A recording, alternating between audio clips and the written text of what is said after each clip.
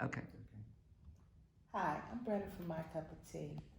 And this is Shelley, who is a volunteer at My Cup of Tea, but also she's become an advocate for restoring voter rights for disenfranchised people. Um, you have an interesting update to give us. How about telling us about it, Shelley? I am so excited. I entered into this um, not really knowing what to expect, but actually, thinking that this was going to be a difficult path. Mm-hmm. And just recently, we've been made aware that one of the individuals that I have been supporting through this process has received her right to vote. And it has just been, it's been beyond joyful from the standpoint that she was not expecting, she had no expectations. Mm-hmm. And even those expectations that she had were not, she wasn't enthusiastic that things would happen clearly or quickly. But what she came to find out is that she had participated in a diversion program, and as a result, her felony had been expunged. Wow. Yep, you're absolutely right. Wow. Now, and as a result, she received her voting rights just this past week. Excellent, excellent. I was there when she told you, and there are a couple of other details that I wish you would make mention of. One of which, and if you would elaborate on it, is that her voting rights had actually been restored, but nobody made her aware of it. Ooh. That's the power of knowledge and engagement in the political process. Mm-hmm. If we are unaware of what the laws state and what the expectations are of both the individual and the government agency, the jurisdictional agency, then we may not navigate the intended path. Right. That becomes key. So without knowledge and information, she was aware that she was participating in a diversion program, but she had no idea what the outcome would be. In other words, what you're saying is that she didn't know what would occur once she completed it, right? That's correct. Okay. And, oh, by the way, once she completed it, there was no communication, written communication saying, now that you've completed this program, this is what you are entitled to. Boom. Which was her voting rights would be restored. Wow. I would like to say that it was an oversight, but I'm not going to apologize for the judicial system because that should have occurred. She should have been made aware. Shelley, one more thing that I would have you to do for me is we have used two terms extensively. One of them is disenfranchisement, and the other one is expungement. If you could make the distinction between those two terms, just so that our viewers would understand. Okay, that's a great question. Well, disenfranchisement means, or it describes a population that is unable to participate in the governmental or in the voting process. And so we have a significant population that's disenfranchised within the state of Tennessee because of some of the laws that are in place regarding when your votes are, or when your voting rights are removed. Right. And interestingly, as I've researched this. Tennessee has one of the more litigious, and it has more restrictive, or is more restricting as it relates to voting rights. My goodness. When a person commits a felony. Did you know that in the state of Maine and Vermont, if you commit a crime of any level, your voting rights are never removed? Wow. Conversely, on the opposite end, we have Tennessee.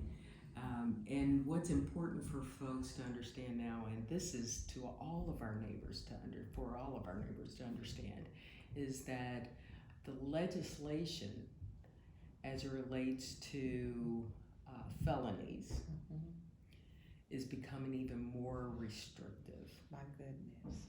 So what does that mean? It means that we will have a larger percentage of our population that is unable to vote because of a felony that may have been committed. And a felony can be classified in a number of ways. There's a number of descriptions. But even at the lowest level, which is participating in a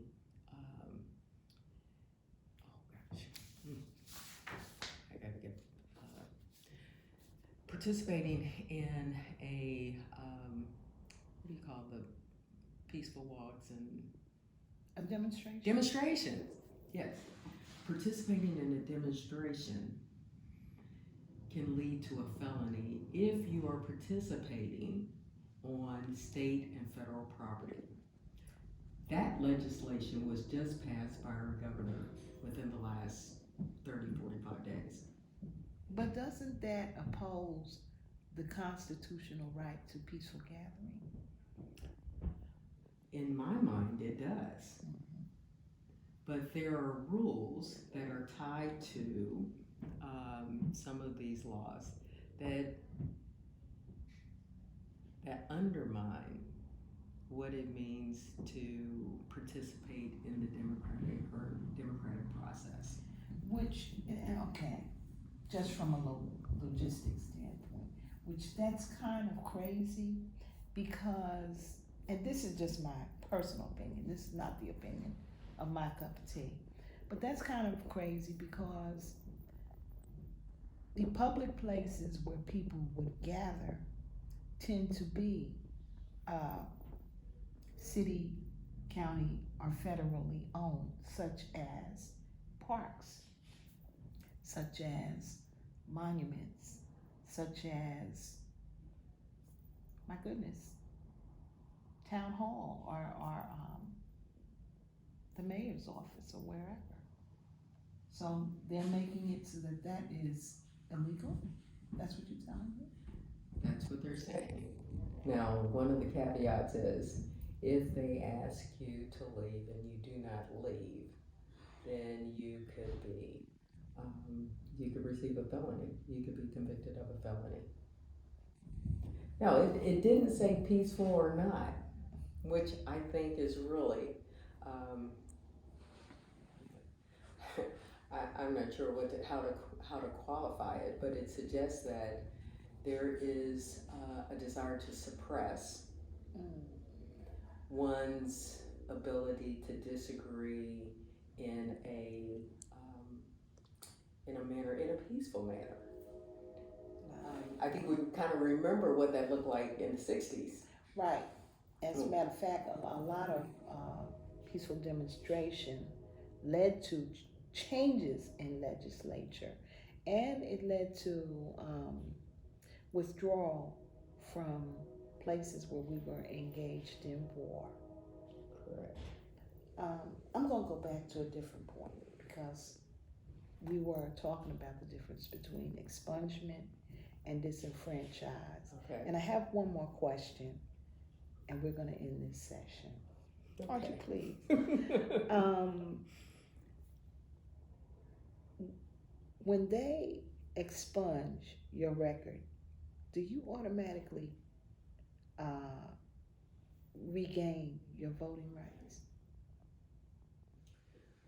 The expungement process is one where they remove the felony from your record. Mm. Now, depending on the state in which you reside, that can look differently. I am not extremely well versed on what that looks like, but I am finding that there are different flavors of what it means to have an expungement or how it affects your voting rights. Well, you know what, Shelley, and I'm going to end right here because what I like about you is when you have a question about something, you so thoroughly research it. So I have the expectation that you're probably going to become an advocate for expungement for people. I am so hopeful that I can do that. What I'm finding is that as we go down this path and as we engage advocacy groups, I'm finding that not everything is clearly defined. Okay. Yeah. So I will promise you that I will explore and to the best of my ability come back with some answers that will be extremely helpful. Now, but before we close, there are a couple things I want to address because some of the people in our audience, viewing audience, have asked that we keep them up to date and as well as provide them with some insight on how they can help. Okay. So what I'd like to do is to say a couple things. One is the power of this experience, the experience that we're having, it all began by having a conversation about voting, preparing ourselves to vote in November. We had that conversation on the porch, and as a result, we identified individuals that needed to register, and then we identified individuals that needed their voting rights restored. Right. So I don't want to negate the fact, or what I want to do is I want to say that it is so important that we engage with our neighbors. We live 2 miles from each other. Right. And because of my involvement here, we were able to have a conversation. And so I think it's important that we start engaging in conversations that matter. This matters. Secondly, I'd like to say that we do have folks within the Shelby County government who are willing to help. We have the public defender, and they have been diligent. I'm not going to say that the path is an easy one, but we are finding that they are extremely good at communicating with us and or identifying ways to communicate with us.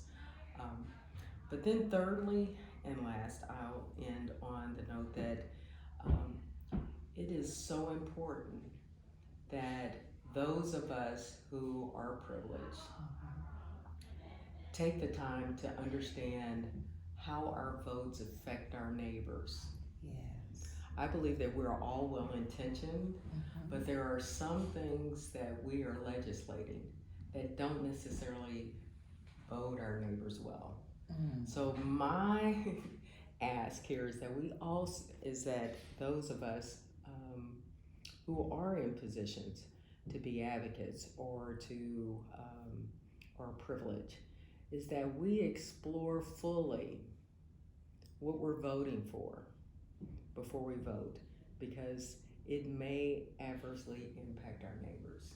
And that's a good point to end on. And guess what, Miss Shelley? The next time I talk to you, we're going to be talking about those issues. I'm looking forward to it, Bretta. Okay. Thanks.